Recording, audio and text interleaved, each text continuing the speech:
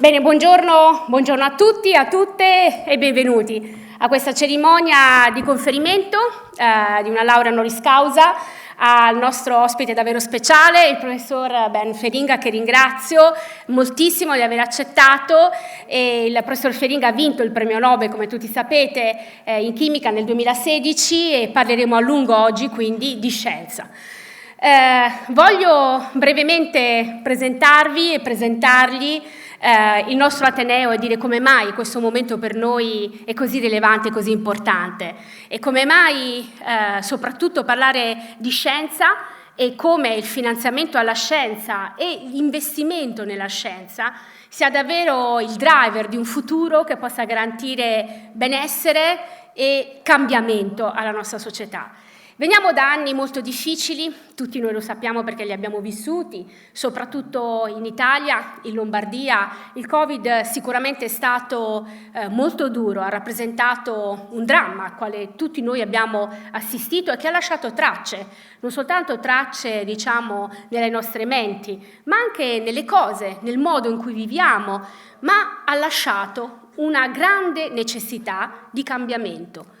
Sapete, il cambiamento è qualcosa di cui io parlo spesso perché io personalmente non ho paura del cambiamento, anzi auspico il cambiamento.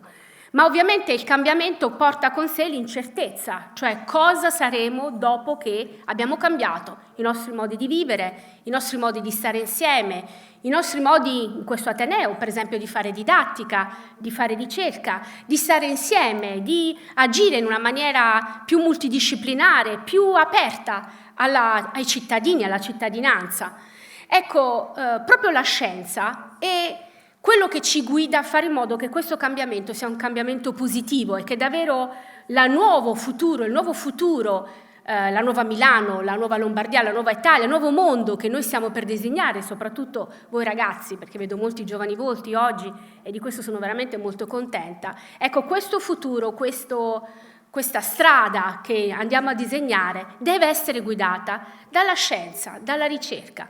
Una ricerca multidisciplinare come multidisciplinare è questo Ateneo e un'occasione particolare che abbiamo per cambiare è data proprio dal Next Generation Plan, di cui voglio parlare proprio per pochi minuti. Come voi sapete, l'Italia, per tanti motivi, anche perché eravamo in quel momento il paese più colpito dalla pandemia, abbiamo avuto 200 miliardi di euro, un'occasione per cambiare la tecnologia e anche la modernità del nostro sistema industriale attraverso un'alleanza, ed è proprio di questa alleanza che oggi voglio sottolineare, è proprio di questa alleanza che secondo me proprio un ricercatore come il professor Feringa può parlare, l'alleanza tra l'accademia, il mondo accademico, la ricerca, il settore privato, l'industria, le istituzioni pubbliche e i cittadini. Infatti questa alleanza che si fa di 4 players così importanti è un'alleanza che permette davvero alle nostre ricerche, ai nostri scienziati di essere quello sprone tecnologico che possa davvero cambiare il nostro sistema economico. Ora dico 2 parole da economista, e cioè che una crescita sostenibile deriva da 2 motori, che sono quello della formazione, l'education, e quello dell'innovazione tecnologica. Ed è proprio per questo che un luogo come una università è il cuore del cambiamento, perché nelle università noi ci occupiamo di formazione e attraverso la ricerca di innovazione tecnologica. Inoltre il futuro assolutamente richiede dei cambiamenti proprio di pensiero, dei cambiamenti sui riferimenti, di benchmark proprio. E da questo punto di vista avere un premio Nobel come il professor Feringa, che davvero è in grado di spiegare, e non vedo l'ora che lo farà a me come a voi, quanto la chimica possa essere avvincente e quanto possa essere utile, vedrete dalla medicina alla scienza dei materiali, vedrete tutte le applicazioni diciamo che lui ha portato con la sua ricerca. Ecco, questo secondo me, soprattutto per voi più giovani che sedete qui, deve essere una guida per cambiare il mondo bisogna avere le leve per farlo. E per cambiare il mondo bisogna chiedere che l'arte della scienza, la scienza vissuta come arte, cioè come un momento di totale creatività e innovatività, questa è la risposta migliore ai tempi di incertezza e ai problemi che noi ci troviamo di fronte. E quindi con questo augurio davvero che la giornata di oggi possa rappresentare per qualcuno di voi un seme che negli anni possa germogliare e possa portarlo a credere che davvero attraverso lo studio, l'investimento in se stessi, attraverso la formazione, ma anche attraverso la generosità, cioè dimostrare come questa formazione sia da dare anche agli altri e debba passare anche agli altri. Ecco, io davvero ci auguro e sono certa che sarà una mattina avvincente e unica. Quindi ringrazio ancora il professor Feringa e tutti voi di essere qua.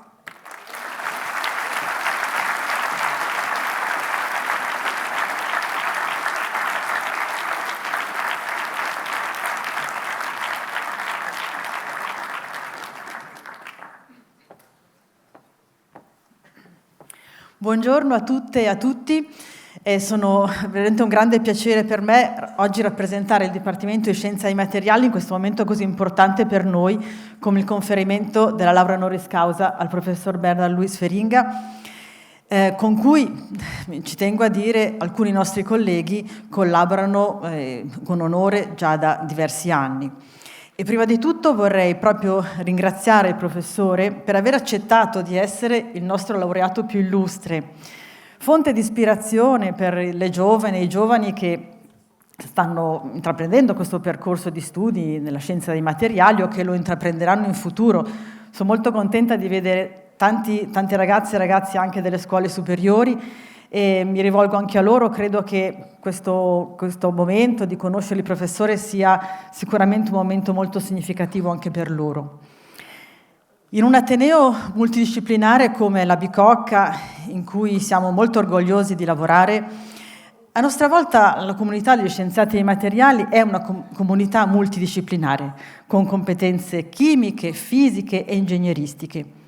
Cosa ci accomuna quindi è la comune passione per questa disciplina, la scienza dei materiali, che per noi è importante per la crescita culturale e anche per lo sviluppo tecnologico del nostro Paese. Ci adoperiamo nella ricerca, nella didattica e anche curando il rapporto con il nostro territorio, con le imprese, con gli enti del territorio.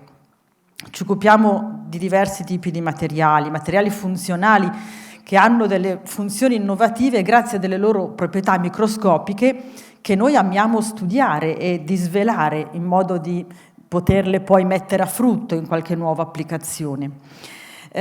Pensiamo per esempio anche alle nanotecnologie che sono diventate così importanti. Recentemente, già da qualche anno, il nostro Dipartimento è molto impegnato anche nello studio della nanoscienza, delle applicazioni nanotecnologiche e questo, diciamo, è molto importante per noi nella ricerca, ma anche nella didattica. Infatti mi piace ricordare che dall'anno prossimo il nostro corso di laurea triennale si chiamerà proprio Scienza e nanotecnologia dei materiali. Altrettanto la laurea magistrale, che è una laurea internazionale con anche un percorso di doppia laurea, si chiamerà Material Science and Nanotechnology. E il percorso formativo si completa con un dottorato anch'esso internazionale in scienza dei materiali e nanotecnologie.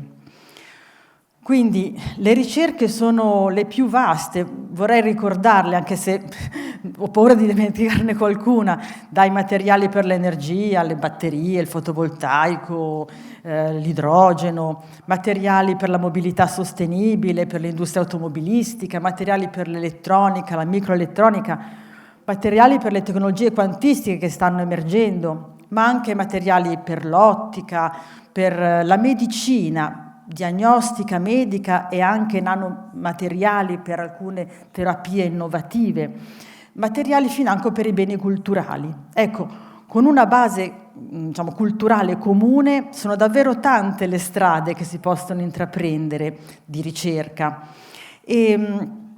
Sono tante e vorrei dire il momento adesso è molto importante anche perché queste strade che si vanno a intraprendere tengono conto anche di tante cose che a cui un tempo magari non si pensava, no? Il fatto che i materiali che usiamo devono essere, come si dice, sostenibili, cioè importantissima la cura per l'ambiente, devono essere riciclabili, riutilizzabili, quindi ecco nuovi materiali ma già progettati per essere calati nella società in modo positivo.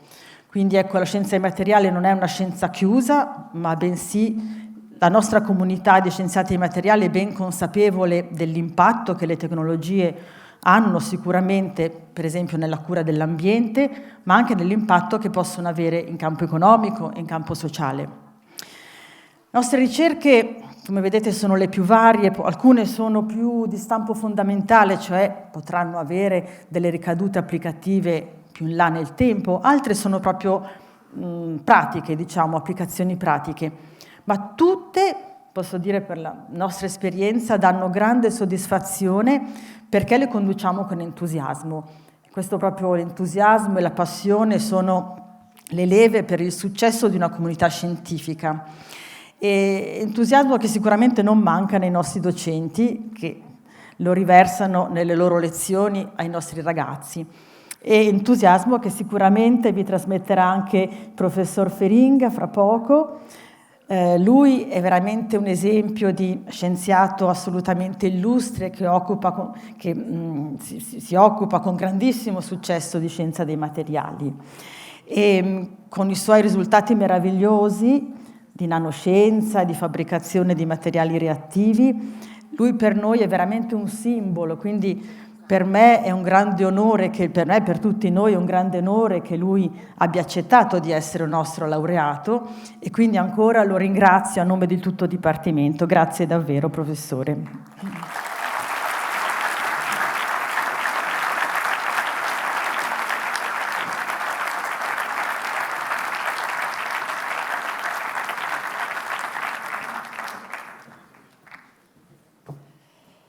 Signore e signori, cari studenti, docenti, presidente di scuola, direttori di dipartimento, prorettori vicario e magnifica rettrice. È un privilegio e onore celebrare la laudatio in occasione del conferimento della laurea honoris causa in Material Science al professor Ben Feringa, eccezionale scienziato e fra i fondatori di un nuovo territorio della scienza, quello delle macchine molecolari, nonché fervido divulgatore della scienza a giovani studenti di tutti i livelli e alla comunità cittadina, anch'essa ansiosa di comprendere come possono funzionare delle macchine tanto piccole da sfuggire alla vista umana. In questa occasione è tradizione che venga ripercorsa la carriera dell'illustre scienziato, evidenziando le tappe fondamentali che hanno portato al raggiungimento di risultati straordinari e che promettono prospettive ineguagliabili in diversi settori, quali i materiali responsivi, superfici intelligenti, materiali autoriparanti, sistemi di trasporto mirati, terapie di precisione, sensori e convertitori di energia. Ma prima ancora di descrivere l'importanza dei risultati scientifici e l'impatto della sua ricerca, vorrei sottolineare la gioia della scoperta e la passione che hanno alimentato e che tuttora alimentano lo spirito dello scienziato Ben Feringa e il suo costante stupore ed ammirazione di fronte alle ingegnose funzioni dei processi naturali della nostra vita. I meccanismi che si attuano nel nostro corpo con le loro complesse e straordinarie funzioni dinamiche sono stati la fonte primaria di ispirazione. Feringa ha saputo tradurre i fenomeni della natura con i loro moti complessi in sistemi molecolari artificiali, progettati e costruiti dall'uomo scienziato in laboratorio, raggiungendo risultati inaspettati, dall'affascinante realizzazione dei motori molecolari stimolati dalla luce fino al loro assemblaggio in materiali che svolgono specifiche funzioni. I meccanismi di moto avvengono su una scala nanometrica, cioè 1/1000 di metro, e quindi spesso non visibili nemmeno al microscopio elettronico. Ma la realizzazione di processi cooperativi e coordinati ha permesso di osservare le macchine molecolari anche macroscopicamente. Per costruire sistemi molecolari dinamici, traendo lezione dai fenomeni della natura, una sfida importante è quella di ottenere fenomeni fuori dall'equilibrio. In tal senso, le macchine molecolari sono sistemi perfettamente adatti a produrre un lavoro meccanico fuori dalle condizioni dell'equilibrio termico e raggiungere stati metastabili in modo tale da farli evolvere nella direzione programmata. Sono stati così ottenuti materiali funzionali e responsivi, guidati da stimoli comandati dall'uomo, farmaci intelligenti che raggiungono il bersaglio selettivamente, piccoli robot potenti e mirati ad una specifica funzione. Ben Feringa ha avuto la fortuna di appartenere ad una famiglia numerosa, condividendo con fratelli e sorelle la comune passione per la scoperta e la curiosità per le cose che li circondavano. Ha vissuto a stretto contatto con la natura fin da piccolo e ciò gli ha permesso di osservare le bellezze del mondo vivente, dal comportamento degli animali alla meravigliosa crescita di una spiga di grano dal minuscolo seme, alla bizzarra forma delle nuvole, al flusso dell'acqua dei ruscelli. Già durante la tesi di laurea presso l'Università di Groninga, in Olanda, Feringa fu affascinato dalla stereochimica, cioè dallo studio delle molecole in 3 dimensioni, tema che perseguirà nella sua lunga carriera, ed effettuò incredibili scoperte nella catalisi asimmetrica che culminarono in una tesi di dottorato in cui ebbe la possibilità di discutere con gli scienziati più imminenti del settore, quali il professor Robert Woodward della Harvard University e Kurt Mislow della Princeton University. Al termine del dottorato gli fu offerta una posizione di ricercatore presso i Royal Dutch Shell Research Laboratories, dapprima ad Amsterdam e poi a Kent, e successivamente una posizione presso l'Università di Groninga, dove attualmente ricopre la cattedra Jacobs Van Toff in scienze molecolari. Ricordo che Van Toff è lo scienziato che ha proposto il carbonio tetraedrico. Nella conferenza del 1989, all'inizio della sua carriera universitaria, intitolata Order and Dynamics in Synthesis, Feringa già racchiudeva e gettava le basi per le sue future scoperte rivoluzionarie. Il suo progetto scientifico era centrato sulle molecole intelligenti, cioè molecole funzionali progettate per svolgere specifiche funzioni e per la creazione di minuscoli robot molecolari. Questo evento è stato propizio per i successivi anni di lavoro sui motori e interruttori molecolari. L'idea di base fu di progettare materiali per l'immagazzinamento di informazioni molecolari caratterizzate da moti governabili da agenti esterni. Il progetto si sviluppò non soltanto sugli interruttori molecolari azionati dalla luce, ma si estese anche al controllo dei fenomeni di trasporto nei canali delle proteine. La sua ricerca si è evoluta dallo studio di molecole singole a sistemi molecolari collettivi che sono organizzati in materiali, per esempio materiali soft detti geli, in materiali polimerici e in cristalli liquidi, spaziando su diverse scale dimensionali, dal nanometro al micrometro e dal mondo macroscopico. Come è ben noto, la carriera di Ben Feringa è stata coronata dall'assegnazione del premio Nobel in chimica nel 2016. Il suo contributo rappresenta il cuore stesso delle macchine molecolari e la sfida di realizzare una rotazione in una singola direzione, cioè unidirezionale, ha segnato una svolta fondamentale nel campo. Nonostante i numerosi sforzi per fabbricare motori molecolari in grado di indurre il moto in un sistema complesso, nel 1999 Feringa raggiunse l'obiettivo del controllo della rotazione in una sola direzione, allo scopo finale di generare un lavoro utile. Per gli specialisti possiamo dire che mediante la fabbricazione di molecole intrinsecamente ingombrate e dotate di simmetrie ingegnerizzate, tale per cui la rotazione attorno a un legame chimico sia vincolata, è stato possibile ottenere un processo rotatorio indotto da cicli di irraggiamento con la luce e rilassamento termico. Questo risultato, estremamente innovativo, ha rappresentato un significativo passo in avanti nello sviluppo di moti molecolari unidirezionali. Non dobbiamo dimenticare le molteplici collaborazioni con diversi gruppi internazionali che hanno rappresentato un punto fondamentale per lo stimolo e lo sviluppo delle ricerche del professor Feringa. Esse hanno dato un ulteriore impulso alla progettazione di una minuscola automobile molecolare a 4 ruote motrici, che ha permesso di affrontare la sfida fondamentale di come convertire il moto molecolare rotatorio in moto traslatorio coerente su una superficie.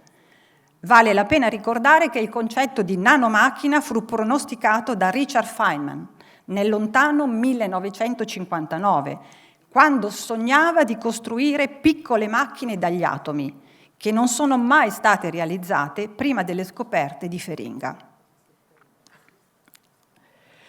Durante quegli anni sono stati perseguiti diversi progetti che hanno portato fra gli altri a motori singoli che si possono muovere in entrambe le direzioni, motori alimentati dalla luce visibile e nanostrutture autoassemblate basate su motori rotativi.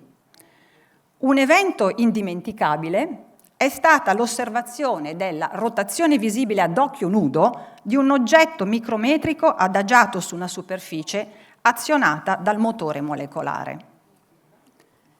Negli anni successivi Feringa ha sviluppato e portato a compimento diverse generazioni di motori. Nel 2014 un motore che ruota alla frequenza di 12 MHz, 12 milioni di cicli al secondo. Motori montati su superfici d'oro azionati dalla luce che generano un moto simile a quello dell'elica di un aereo e motori molecolari alimentati chimicamente. In altre parole, la possibilità di costruire oggetti molecolari simili ad oggetti meccanici della vita di tutti i giorni. Gli sforzi di Feringa per la costruzione di materiali allo stato solido sono davvero apprezzabili.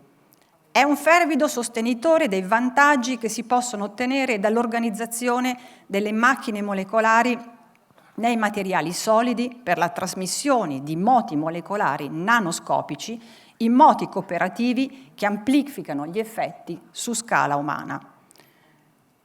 Per sfruttare completamente il potenziale delle macchine molecolari artificiali e raccogliere il frutto del loro lavoro, è cruciale incorporarle in materiali nanostrutturati che permettano di disporle nello spazio in modo preciso e a distanze controllate. I cristalli, con il loro ordine tridimensionale ben definito, offrono la grande opportunità di progettare sistemi dotati di moto correlato. Pertanto, l'inserimento di motori molecolari allo stato solido è la sfida attuale e per il futuro.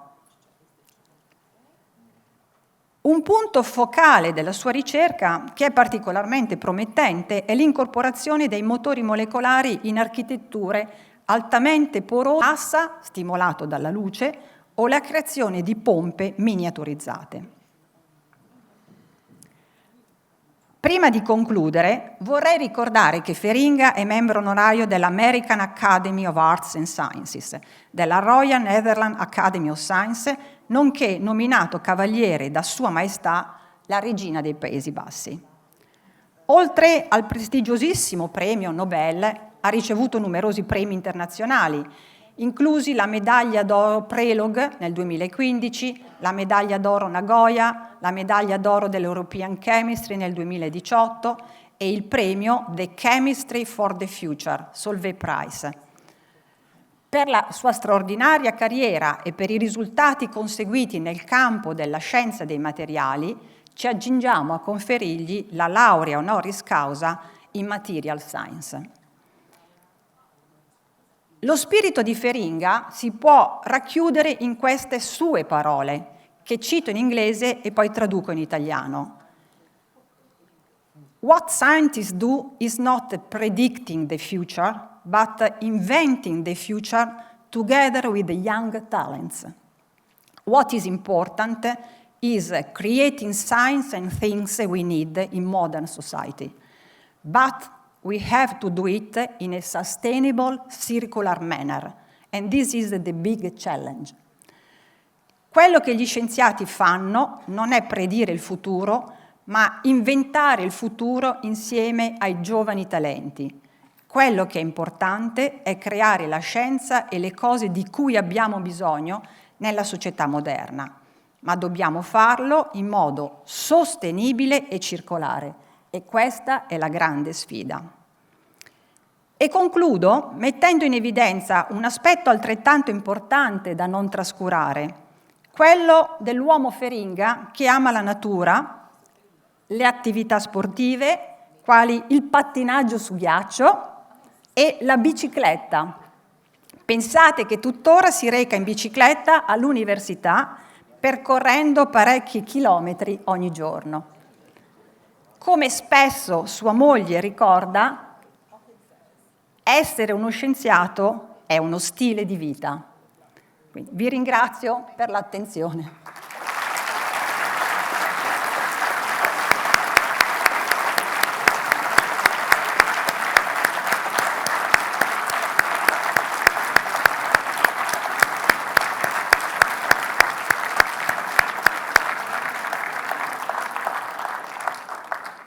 E ora, con grande piacere, cedo la parola al professor Bernard Feringa, che ci illustrerà la sua attività di ricerca e i suoi risultati nella lectio magistralis dal titolo The Art of Building Small, From Molecular Switches to Motors.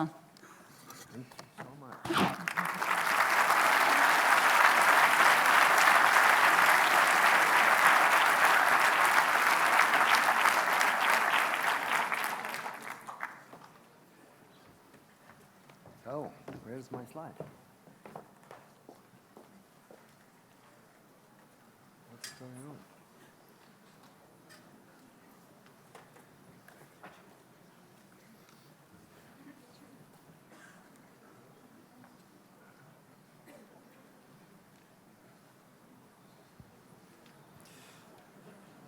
No slides? It's here on the screen, on my screen. I have to start up again? Okay, I stop. Open again, communication.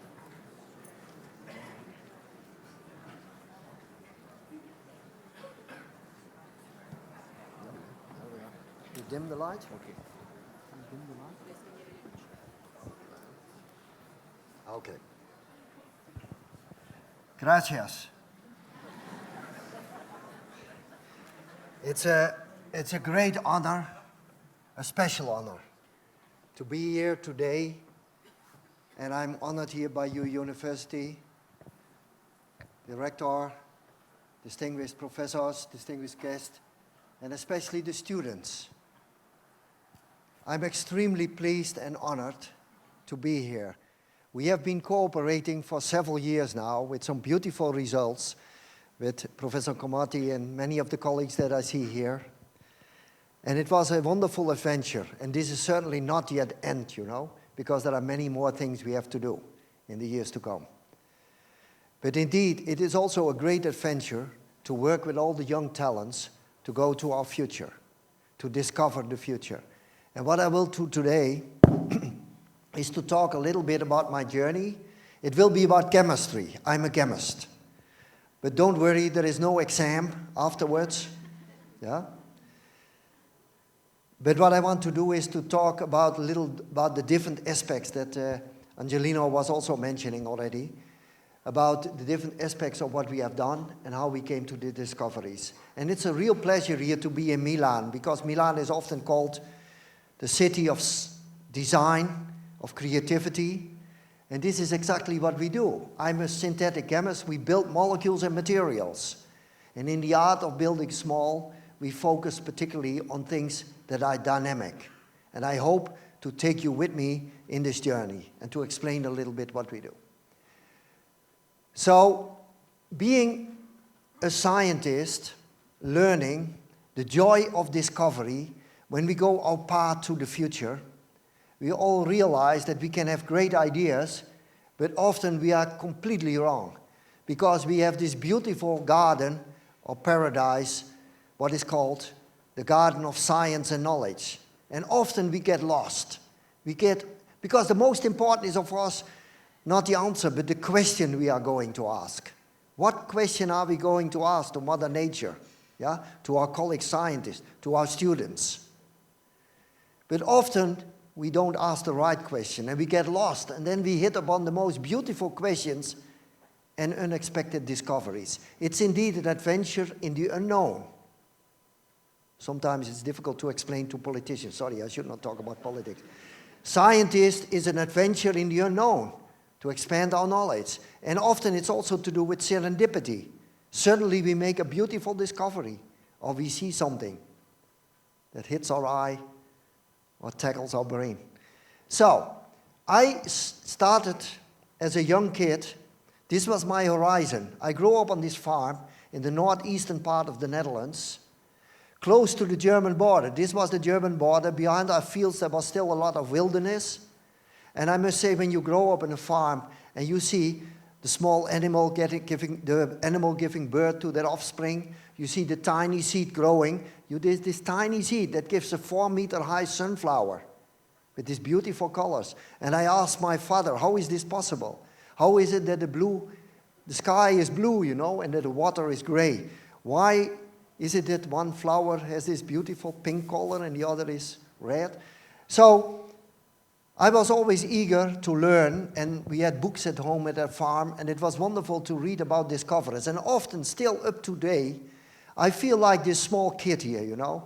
I think we scientists are maybe all still a little bit a kid, that like to play and to discover. I feel like this small kid here, you know, on this painting here, the discovery of phosphorus. And so this is how my career started.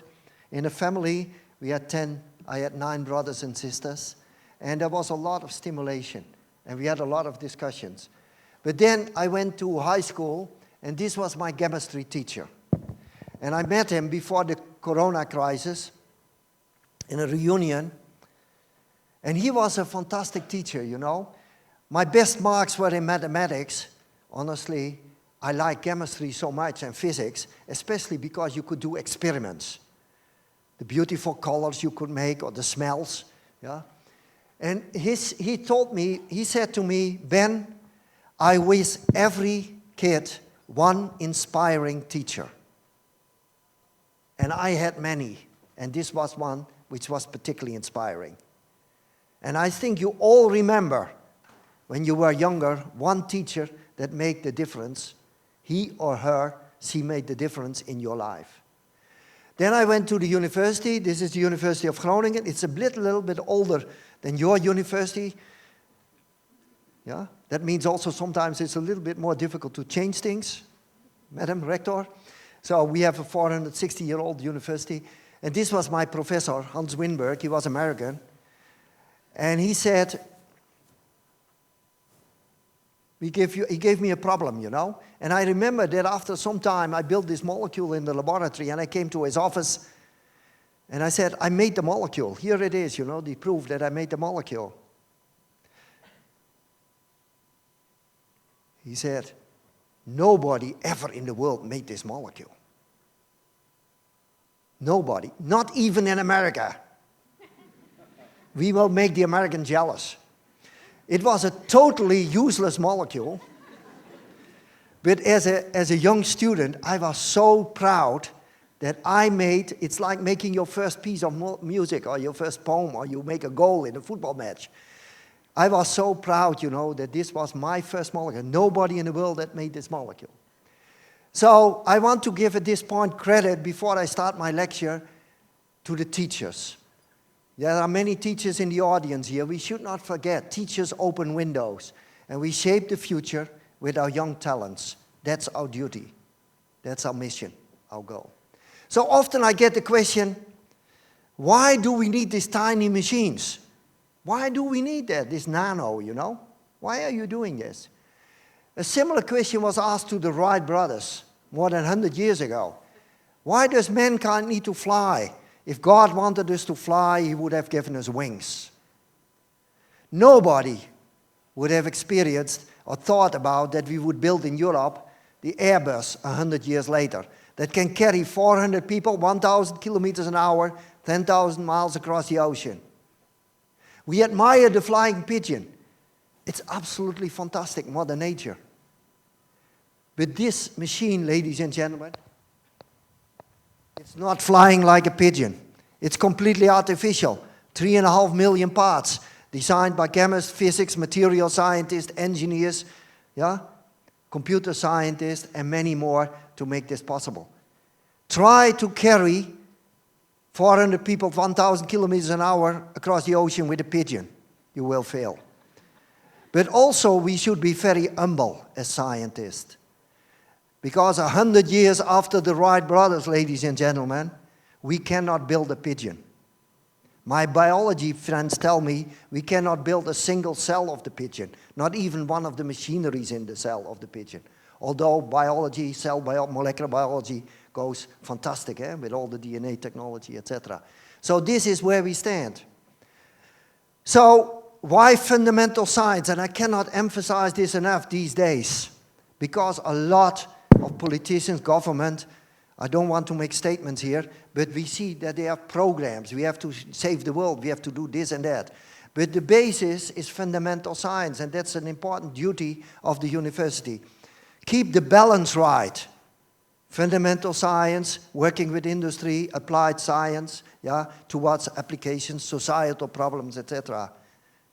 I suppose you all have a smartphone.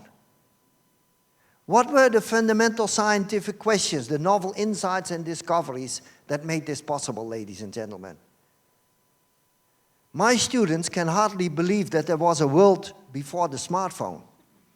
We have them only 14 years, Don't forget that. It completely changed the way we communicate. So it was in the late 40s and early 50s that the physics, material science, chemists, they made the first transistors, the liquid crystal materials that make the displays. And indeed, it was 50 years later that we could build a smartphone. The word smartphone did not exist, They were simply building the first computer in the 50s. And it was almost the size of this room, and it could do way less than the smartphone you have in your pocket now.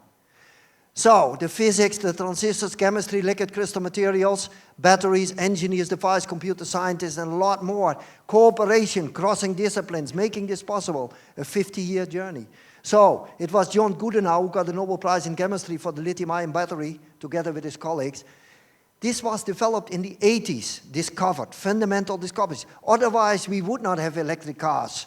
We would not have a smartphone because we could not power it. So, towards the future. Yes, we're facing our future, and I'm a chemist, and indeed, how to make the sustainable process and products for the future, a more greener design. How to reinvent materials and energy carriers, a really important area, because everything you see here, it's all materials. Changing the face of the chemical industries, and industry is asking us this. And if people say, what should you do? Yes, universities should work on fundamental science, but also work together with industries and societal partners to solve societal issues, to bring us to the future, and to come up with the new possibilities for industry. How are we going to use our medicine from trial and error or to molecular design, taking advantage of all the insights from molecular biology that we know now to make better medicine. So fundamental questions and challenges and perspectives for industry and society. So in the art of building small, I developed with my students a passion for molecules. And we design our molecular world. So we do that in the laboratories, like here in the chemical laboratories and materials laboratories in this institute. And sometimes we simply do it to make beautiful molecules. Look, this one, for instance. And you might ask me, why do you do this? And what is beautiful, by the way? What is a beautiful piece of music or a beautiful painting? We can discuss the whole day about that. But I like this molecule also because of the symmetry. Of course, mostly we make molecules to test the theory or to design something that is a new material or a new pharmaceutical. So, in the laboratory, we build molecules and materials together with the students, and we have a universal language. I know there are also non-chemists here in the audience. Forgive me for the chemists, because all chemists know that this is sugar, or sugar. We have a universal language, the language of the periodic table. And this here, realize everything you see here, including everything in your own body, is built with these elements. We have a universal language. And I go to China, I don't speak Chinese, but when they had some basic chemistry, they all know that this is a molecule and this is the periodic table and this is the elements. We have no borders, we go beyond frontiers, and I want to emphasize this because there's a lot of discussion about borders and fences. Scientists have the duty to cooperate, to go beyond disciplines, beyond universities, to go beyond countries, international cooperation, and go to the future. So, this is the formula of your own body. We know that because of the periodic table. Hydrogen 375 million, oxygen 122 million, carbon, etc., one lonely cobalt. Ladies and gentlemen, this is your body.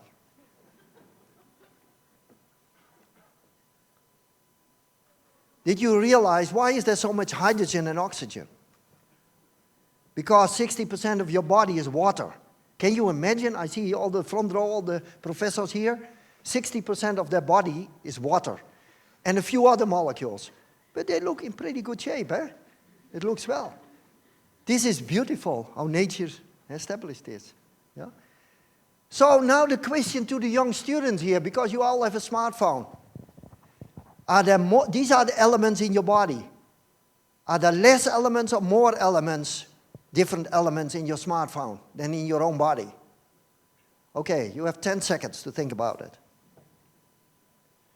Now, the reality is there are more different elements in these materials that build the smartphone. There are all these materials, yeah? And there are more elements in a smartphone, different elements, than in your own body. And of course, we're now facing the problem also of some elements, like the lanthanoids and so, that go scarce, eh? Or we depend a lot on China, you know, for these elements. In your windmills, in your electronic components, this is a serious issue. So recycling these elements is really important. So let me finish with this first part, going beyond borders, discovering our future. I remember you of the words of Louis Pasteur, science knows no country, because knowledge belongs to humanity and is a torch which illuminates the world. Louis Pasteur, 150 years ago.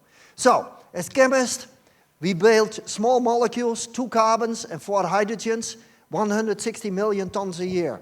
That's one of the most important plastics, the simple plastics. We can talk about the problems with plastic a little later. Or very complex molecules, vitamin B12. Realize how many elements, you know, and this is what's called once the Mount Everest of synthetic chemistry. Vitamin B12 production in the whole world is 35 tons a year. You need only microgram quantities to stay healthy, but it's essential for your body. Huge volumes, small volumes, simple molecules, complex molecules. So this is what we built.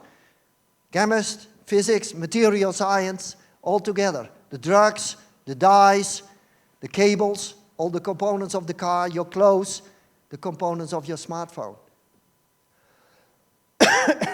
This is the beauty of chemistry and material science that makes a modern society. And we are good in that. Of course, there are a few issues with recycling our materials, material scarcity, etc. There are big challenges for us for the future. But this is what we are not good at, or we cannot do. Look, this is motion. This is in your body.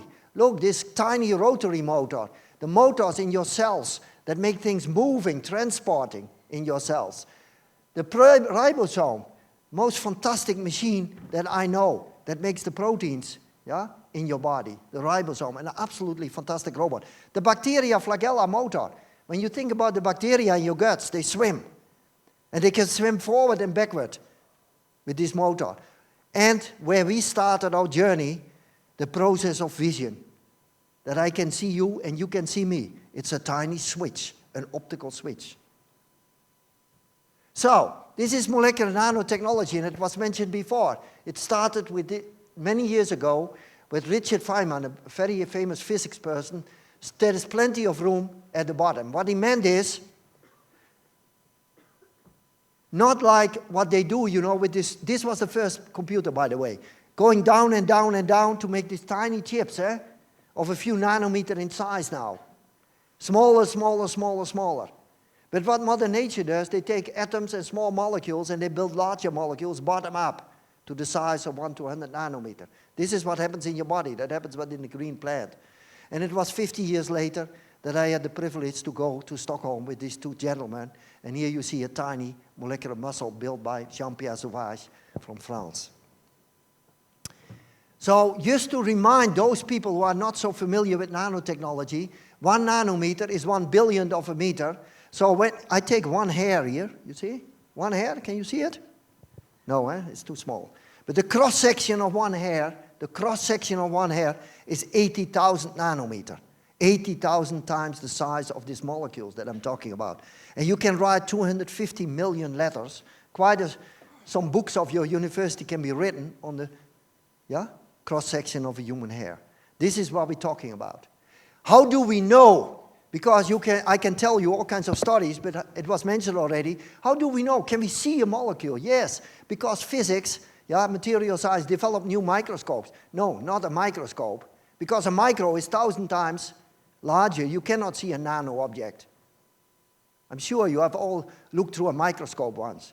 But this is a nanoscope. These are like needles, that end in one atom, for instance, and they can feel or see, or touch an atom or a molecule.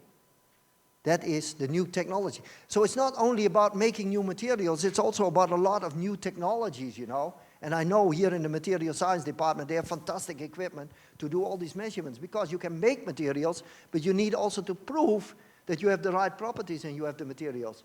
That's why we have to invest in equipment, you know, and maintain it to the highest level. So, just to put it in comparison once again, I'm not sure if you have been in the Fiat factory, you know, but then you see this robot. I'm always absolutely flabbergasted when you go to such a factory and you see how a robot can build a whole car. In your body, these tiny robots, look, they build the proteins I mentioned already. This is 2 meters, this is 24 nanometers, 1 billion times smaller. This is the effect of length scale, hard material, soft material. And it's not so much about getting motion, because molecules move like crazy. How to control motion, that was the big challenge. So, to show you a few examples of what we discovered, we started, when I was a young professor, I started my journey with building a molecular switch. And you all know what a switch is, 0, 1, 0, 1, you go back and forth. You switch on your car, the light, your laptop. So, the most beautiful switch is in your eye.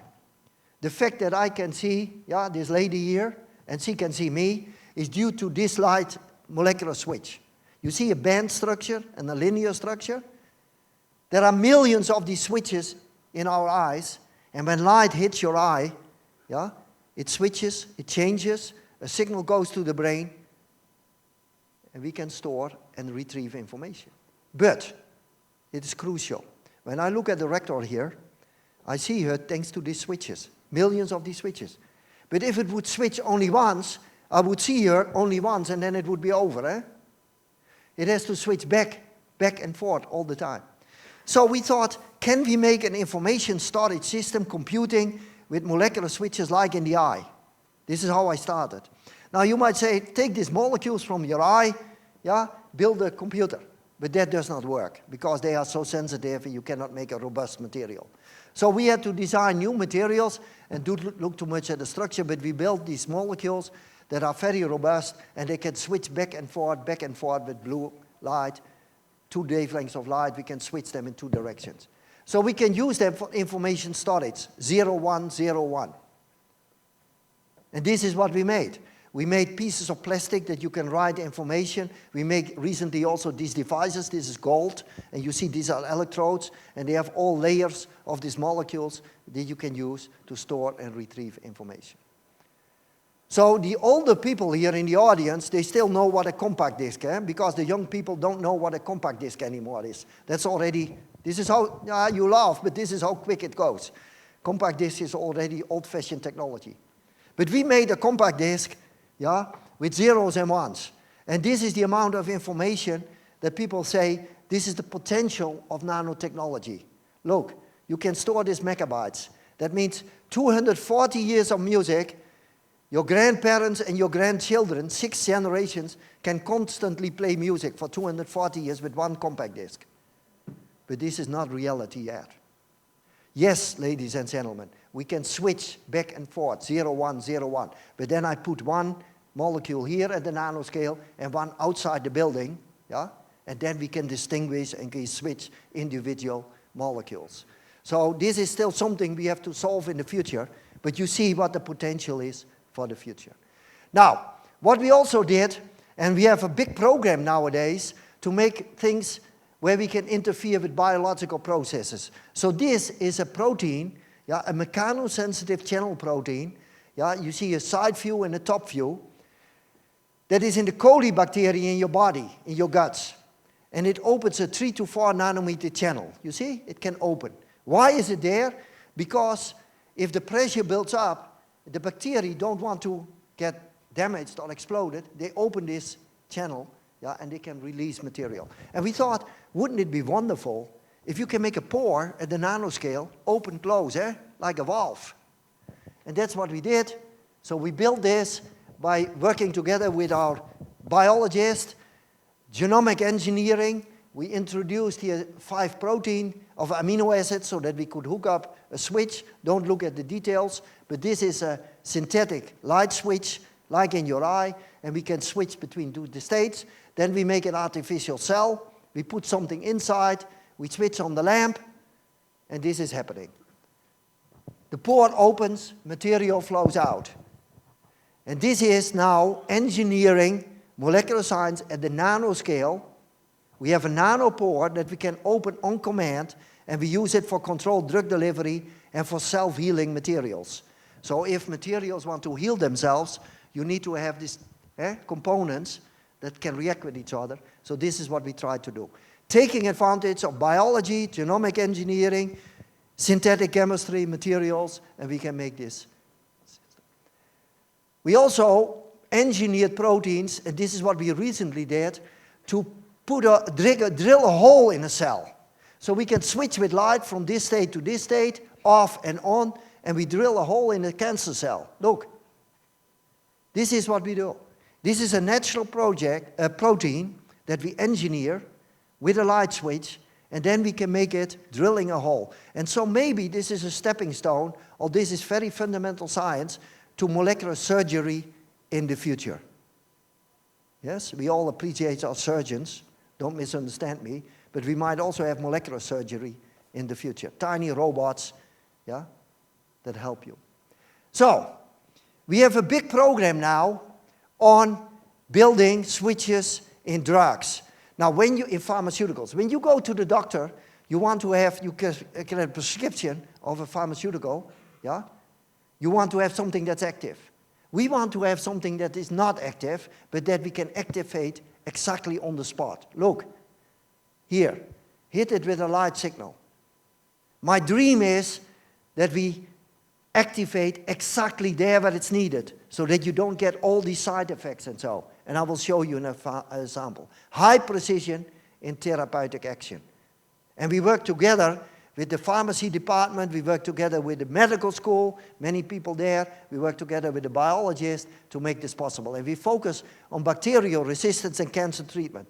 Of course, we all had the pandemic, the COVID, But realize that the World Health Organization says bacterial resistance is one of humanity's ticking time bombs because of the overuse of antibiotics, the resistance buildup, etc., etc.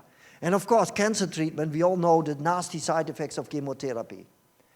So once again, my dream is that with the new imaging techniques, you figure out where the infection is or where the tiny tumors are, and you activate on the spot without getting all the nasty side effects. So we did that, for instance, with an antibiotic. Don't look at all the details.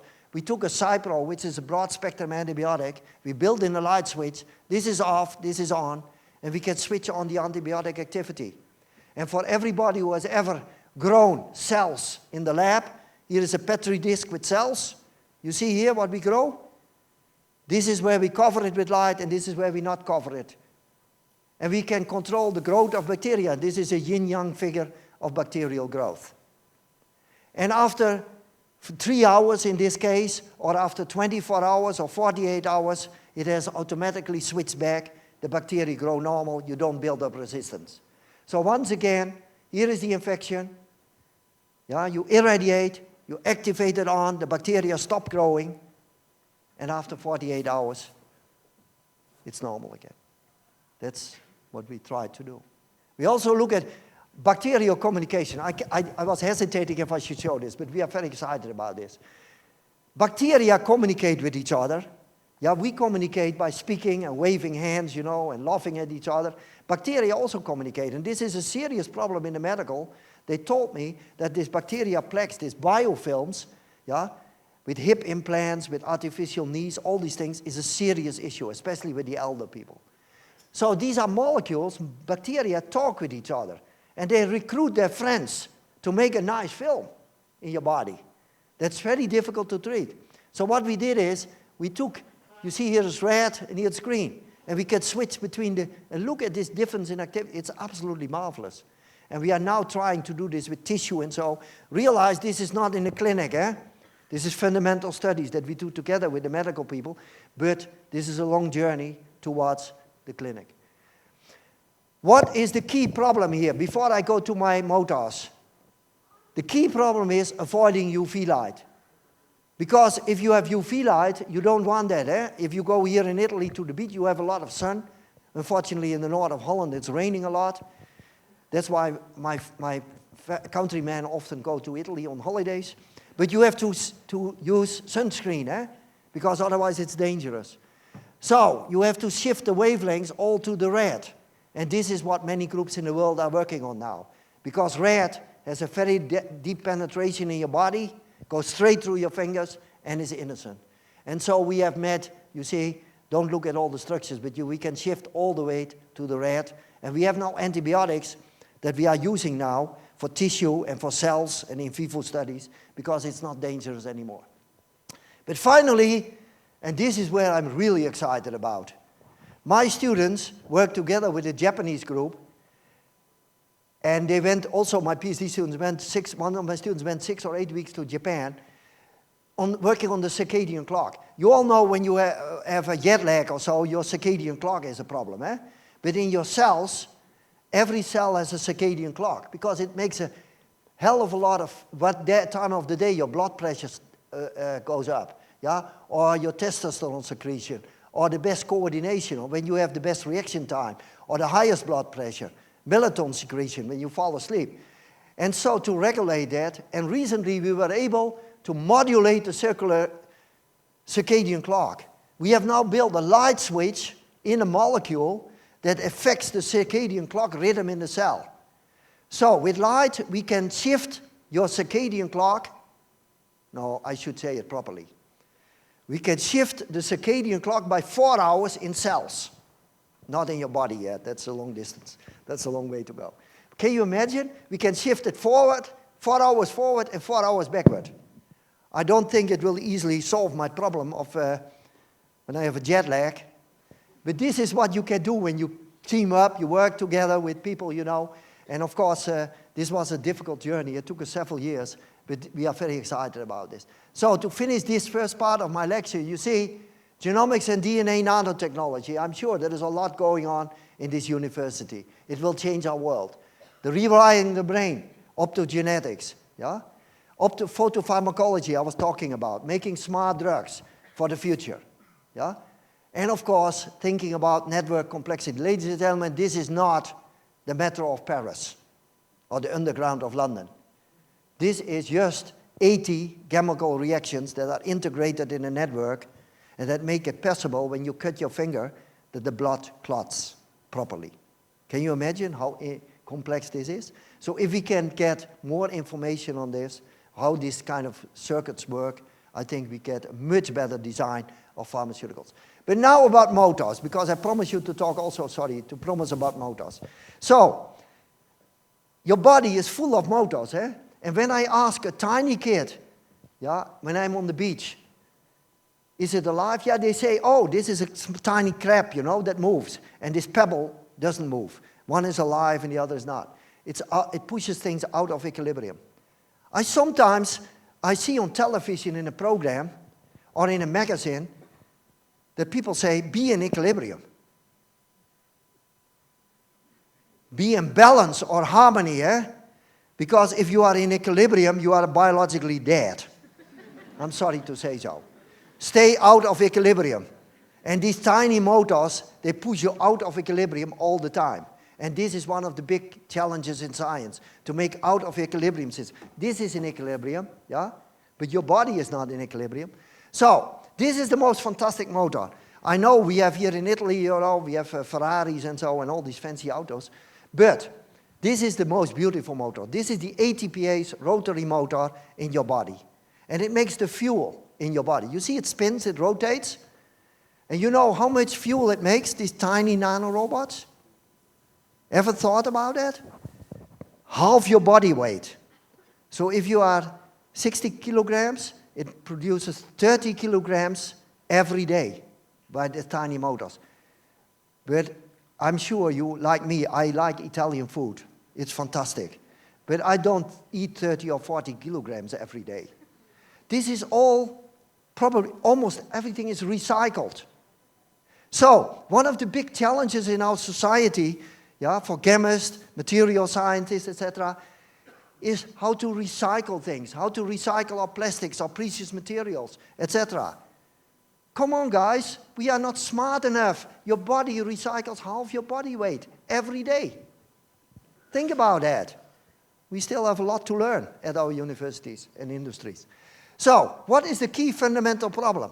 How to control rotary motion, because you have to put energy in it. If you don't put any fuel in it, your car will not move, either petrol or electricity. And how to control left and right. Why do I emphasize this? Because if there's equal probability to go in that direction or in that direction, you will never get anywhere. You stand still, eh? So you have to go either clockwise or counterclockwise. So this is what we designed based on the chirality. The chirality, like your right hand and your left hand, it's a feature, an essential feature of life. Look, the DNA, the right-handed helix, all the amino acids in your body. It was called, and it's appropriate, because I'm a fan of Leonardo, the Mona Lisa of modern science by Nature magazine. And I think we all agree, because DNA technology is changing our world. Chirality. So we built this tiny motor. This is the smallest rotary motor in the world. And we built it more than 20 years ago. And you see it spins under the influence of light. It's a light-powered motor. And it rotates, as you can see, in one direction, because we build it only of right-handed molecules or left-handed molecules. These spin counterclockwise, they go clockwise. Why do we call it a motor? Because it has controlled motion, it consumes energy, it has directional movement, and it is a repetitive process. If not repetitive, it would be a switch, eh? It's not a switch. It rotates continuously as long as you have fuel. So it's 4 steps, and I don't want to go into the details, but you saw already it goes in 4 steps in a 360-degree rotary cycle, designed at the molecular level. So this is how it works. You see, you switch with light, and you put in energy, and it goes in 4 steps, rotates in a unidirectional sense. A really tiny motor. So, I always get the question, how fast was this motor? The first motor that we built rotated once an hour. Now, I tell you, you cannot build a car with that, not even at the nanoscale. But now we have motors that rotate more than 10 million times per second, and everything in between. Hours, minutes, milliseconds, 10 million rotations per second. So, we built motors on surfaces, we built motors in materials, polymers. We have a single motor moving on the surface, and I will show you a few examples, if you allow me, to show you what we do with it. So first of all, synchronization and transmission. This is a very key problem. If you want to build a machine, how do you synchronize motion? And so this is what we recently built with my students in the lab. You see here, you have an axle and you have an axle, and this rotates under the influence of light. I don't touch it. It rotates, and you have connected synchronized motions. How do we came to this idea? My students looked at the moon. Now you might say, are these students in Groningen, are they working in the lab or studying, or are they looking at the moon? Are they so romantic? Now maybe they are, I'm not sure, but they looked at the moon because there's something special with the moon. The moon, you see always the same phase of the moon, because it's synchronized motion. And this is how we built this, okay? Synchronized, so this is really important. So I will skip this one, but I will go to this one. You all know what a liquid crystal material is. You all have a display, a flat screen at home, yeah? To say Inter Milan or AC Milan, sorry, I shouldn't say this, winning the soccer games. You have a smartphone with a nice screen. These are liquid crystal materials. These are materials that are organized like beams in a river, yeah? And when you dope them with a tiny amount of a chiral molecule, like a right-handed molecule or a left-handed molecule, they organize in this helix structure here. You see this helix? This is really crucial to get a red, a blue, a green, or a purple dot in your smartphone or on your screen. Because if you contract or expand, yeah, the wavelength of the light changes, yeah, from red to blue. So we thought, let's put our motors in there. Can we expand and contract and use our motors to make colors? And look, this is what we do. We get in 1 minute all the colors of the rainbow. But then my students did a crucial experiment. Look, they put, and it was mentioned already before in your introduction, they put these soft materials. In your smartphone, behind the glass there is this soft material, the liquid crystals. If you push on the screen, you feel it. Don't push too hard, because you destroy your smartphone. The soft material they put on the surface, a very thin layer. And now, hopefully this movie works. You see they put an object there. This is a glass rod. It's 10,000 times the size. You see, when we switch on the lamp, the motor is in there. The motor reorganizes everything. And you see the color change. You see the object spinning. This was an eureka moment in my career. I will never forget. 5:15 on a Tuesday, the students came to me and said, Ben, you have to come to the lab. We want to show you something. And they had made this design, and nothing happened. And then they said, wait. They switched on the lamp, and I saw this, exactly what happens here. I saw the color change, the whole surface was moving, yeah, by itself. The object was spinning. This was a real eureka moment in my career. I could not speak for several minutes. So it winds and unwinds, and this is how it works. Yeah? And we make a lot of these materials now for soft materials, soft muscles, and soft robotics. And so we can control surfaces, we can control all kinds of materials. And what we recently did, I want to share with you, we make this kind of muscles, and you see we can bend them with light, we can make tiny grippers to pick up a piece of paper or so. We just have to irradiate.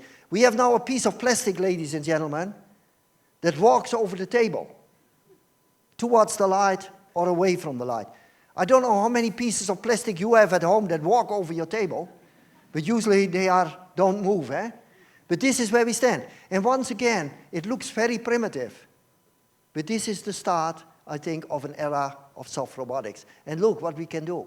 Look, we make these materials now as really robust polymers, and look, we can make all kinds of movements, and we can move outside, inside, you see, this way, depending, again, on these tiny motors that are in these materials. Okay. It was mentioned before, and you saw the picture already in the beginning. Can we make rotation going into translation? And I got a nice grant from the Ministry of Science and Education, and I had to go to The Hague to explain what are you going to do with this money. So I had a discussion with the students, and my students said, can we build such a car, a solar-powered car? Because the students of the engineering schools, I don't know from Italy, but certainly from the Netherlands and Germany, so they go to Australia always in August, and they have this car race in the desert with the solar panel cars. And they said, oh, we also want to go to Australia. And I said, okay, we are not engineers, we are molecular engineers. So let's build a nano car. And you see, we have a 4-wheel drive. There's a bit difference in size, 2 meters and 2 billion of a meter. 1 billion times smaller. It's powered by light. And I promised them, a PhD in Holland is 4 years. If you finish in 4 years, you can go to Australia to conference, I will pay for it. But it took us 8 years, so I'm really sorry for the first students. They never made it to Australia. But finally we made it, and we built this nano car. You see a 4-wheel drive nano car, and this is it moving. You see a single nano car moving over a surface? Yes? Autonomously, yeah?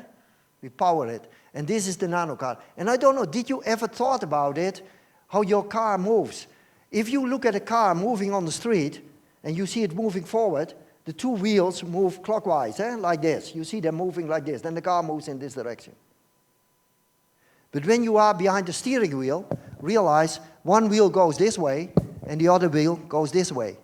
This is a fundamental symmetry problem. So in the beginning, we built the car with the wheels moving in the same direction. You know what happened? It turned around. And then we realized that you have one wheel moves in this direction and the other move in this direction, and then it moved forward like you see here. So, the nano world, ladies and gentlemen, is a little bit different from the world on the car outside, yeah, or the machines you see in the street. This is how it moves.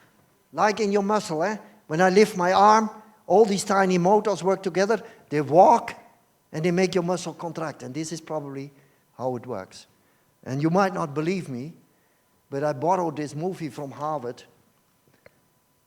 and this is exactly what happens now in your body. At this moment, in all your cells. When you drive with your car over the highway, the Autobahn, they put the motorway there, and when your car has passed in your cell, they detach the road, and they build a new road. It's all dynamic, completely dynamic. Now, this happens at the nanoscale, all the time in your cells. And look, this is how things are transported in your cell. So maybe it doesn't look so bad, what we do. This is real-life nanotechnology in your body. So, this is a modern electric car. I don't know, several of you might have it at Tesla. This is our car. Look, this tiny powder. Yeah? But realize there are 1 billion times 1 billion identical nano cars. So our car manufacturing plant is not so bad after all. This is material science in real life. And yes, there was also a Formula 1 race for nano cars. Look, in Toulouse, 2017, a Formula 1 race, 36-hour live race for nano cars. So, I want to tell 2 more stories, if I'm allowed, and that is about 2D and 3D confinement, because I want to say also a few things about where we work together. 2D confinement, I'm from the Netherlands, and when you come to the Netherlands quickly, you still can see the tulip trees. In the 2 weeks, they are gone. But we appreciate the old windmills, but we have also the modern windmills, like you have in Italy. But realize, we wanted to build a nano windmill. Here's gold, here are legs, here's a rotor, etc. And so, yes, we put them on the surface with legs, and we could see that they spin. So we have now a layer, 1 nanometer, 2 nanometers in size, 2 billion of a meter in size, and they are like windmills. So yes, we built a nano windmill park. It's not powered by wind, but it's powered by solar energy. They all spin in the same direction. Now, again, I get this question, what are you doing with these students, you know? Playing Lego, playing like kids in kindergarten, building nano windmills of, you know, this is 20 meters, this is 2 nanometers, 1 billion times smaller. But realize, ladies and gentlemen, now in the world there are several programs where they build self-cleaning materials. So in the future you don't have to wash your glass anymore, your windows, because they will clean themselves when light hits the glass. Solar panels. In Holland we usually, in Holland we usually don't have such a problem because it rains a lot. But I'm sure here in Italy, when you have dust on these panels, you have to clean them, otherwise the efficiency goes down. Cleaning your car. I predict that in 25 years from now, you have these coatings that clean themselves. Or you have a scratch in your car, they will be self-repairing because you have active materials and you can repair. Like your finger, eh? You know, if you have cut your finger and you keep it clean, it repairs itself. You don't have to do anything. And that will happen in the future with materials. We have already a piece of plastic that we can cut, we put it together, 10 minutes later it's repaired. This is part of our future. Maybe not with our nanomotors because they might be a bit too expensive, but once you know the principles, you can do it in the future. So, porous materials, a few moments, because I want to emphasize, and I don't want to give a lengthy story about porous materials because all the experts are here in the audience, but this is a fabulous area, solid materials with these pores that are used for air purification, water purification, CO2 sequestering, all kinds of things, yeah? And I've seen these fabulous examples where they take these porous materials into the desert, like the Sahara or in America in Death Valley, and within a night, yeah, they can collect a liter of drinking water. You can drink because they have bound the water from the air and purify. And this has many, many, many, many applications. You will see a lot more here from this. And so what we do is, we build this program of building these nanoporous materials with motors inside. And you see here layers, and you see in yellow here the motors, that are the pillars, and every pillar is a motor. So we have now nanoporous materials. And once again, I'm extremely grateful to our cooperating, the team here in your university who has all the expertise, because we can build these materials, but to prove that indeed they are dynamic, that it moves. So now we have these motors inside these pores, so we can make them fully dynamic. Can you imagine? You can control what goes in and what goes out, what delivers. Yeah? All these kind of things. It has tremendous opportunities. And it works, you know. But of course you need some volume there, otherwise they stick, they don't move. But it works, and we build these fantastic motorized crystals. Yeah? And we build also different systems, you know, where we have antennas that can pick up the light, etc. with these pores, so that you precisely control the pore volume, the absorption in the pores, etc. And we build all kinds of materials here, you know, where you can change indeed the structure inside the materials in a fully dynamic way without touching. And so these are smart membranes, responsive catalysts, release systems, molecular factories. This is all the future. And these materials are extremely robust. So that's also very nice for future industrial applications. So at the end of my story, I want to ask the question, and did I answer the question that I often got? Can we get robots, you know, that go through your blood veins, that deliver a drug? And yes, we thought about that and thought, what would be a fuel in your body? There's plenty of sugar, eh? So we thought, let's build like a submarine that uses sugar as a fuel. So we put nanotubes, and I don't want to go into details. We put enzymes there that could convert sugar, and we make a kind of a rocket. And look, here it is. These are these tiny spiders that move completely autonomous. The bubbles that you see, that is oxygen, because they convert sugar, and you get oxygen, and it propels like a rocket. What you see moving here, ladies and gentlemen, is just moving with sugar water. Just sugar in water. That's it. It moves autonomous. Is this the fantastic voyage to the future? It's a bit uncontrolled yet, eh? It's not very well controlled, but it moves. It moves. So, Will we have nanorobots? Science or science fiction? I think there are also medical people here in the audience. I tell you, in 50 years from now, your colleagues or yourself will inject a nanorobot in a blood vein.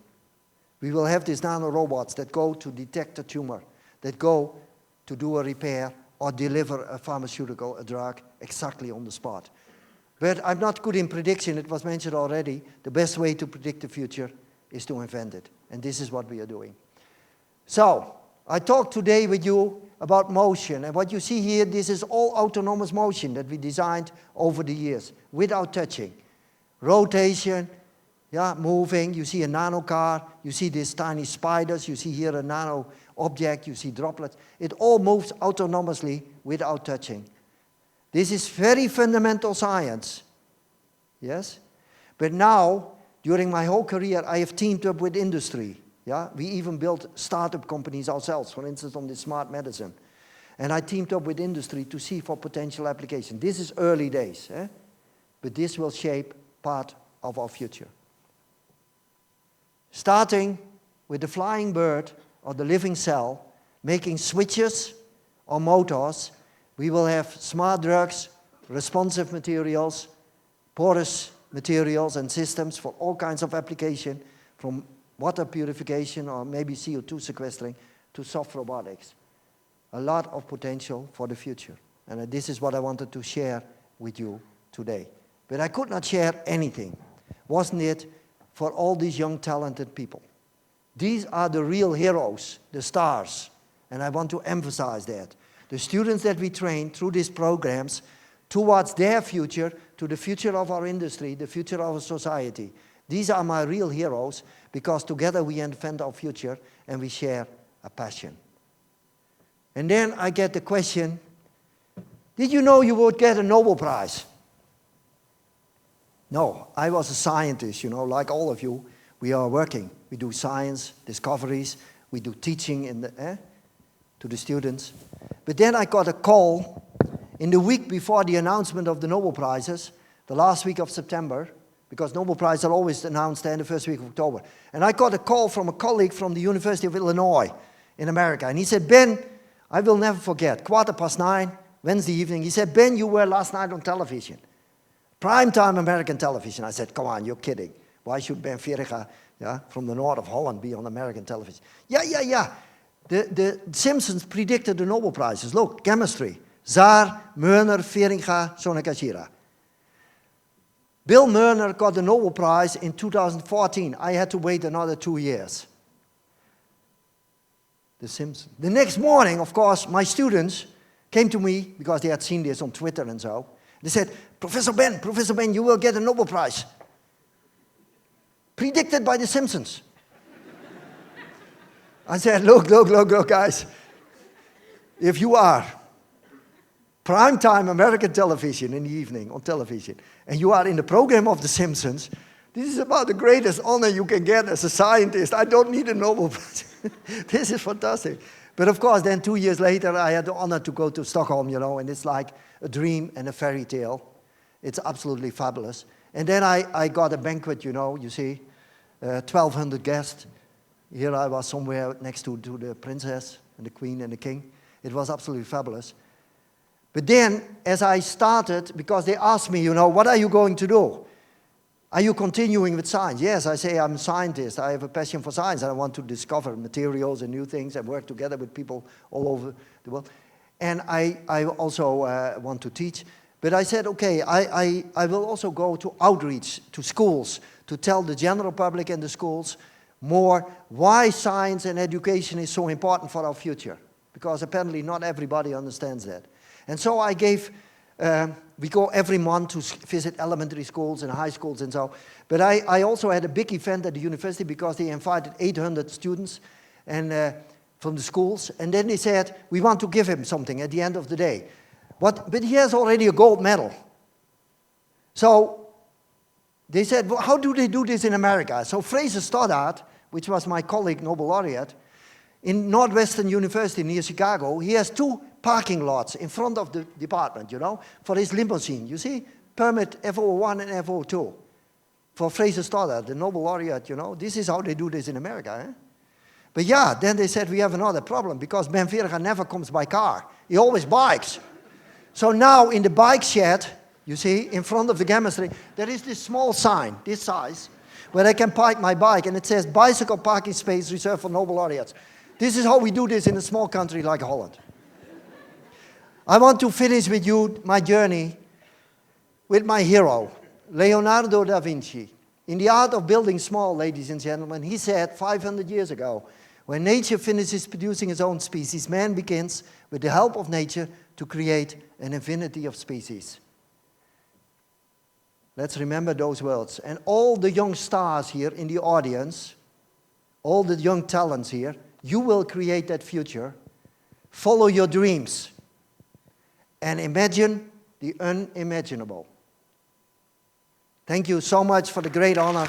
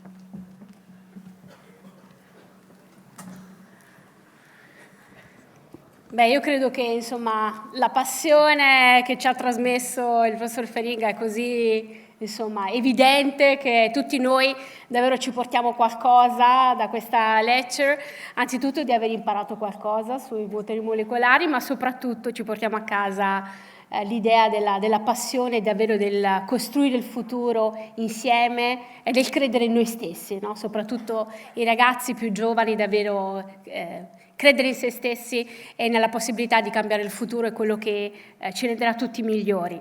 Ora passo alla parte formale, so now I switch to the formal part, and so I put my glasses, otherwise I don't see anything, so maybe you will invent something, but... Noi, professoressa Giovanna Iannantuoni, rettrice dell'Università degli Studi di Milano-Bicocca, vista la delibera del Dipartimento di Scienza dei Materiali del 30 gennaio 2023, approvata dal Ministero dell'Università e della Ricerca, conferiamo a Bernard Lucas Feringa, premio Nobel per la chimica, la laurea magistrale honoris causa in Materials Science, per i suoi contributi determinanti nella costruzione di motori e macchine molecolari sulla base di profonde conoscenze di stereochimica e dei principi delle nanotecnologie. Ha realizzato per la prima volta motori molecolari unidirezionali azionati dalla luce, che consentono di trasformare l'energia luminosa in lavoro meccanico, e ha creato materiali dinamici fotoattivi contenenti organizzazioni molecolari complesse allo stato solido. Le sue ricerche offrono straordinarie prospettive nell'ambito della scienza dei materiali per implementare funzioni ed applicazioni finora inaccessibili. Benvenuto tra gli alunni della Bicocca.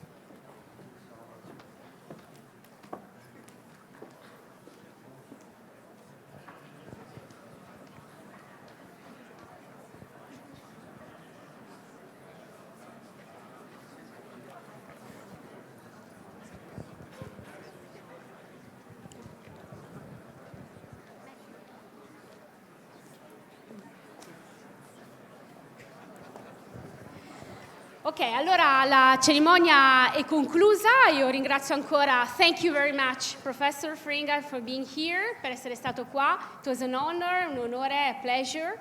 And so now we'll eat some Italian food, okay? And so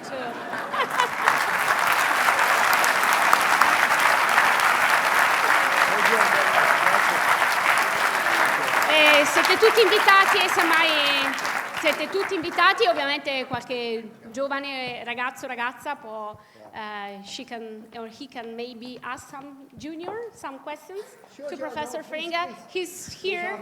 Exactly. So molti chimici e scienziati dei materiali, many material scientists. If it's in Italian, she will translate. Yeah, no problem.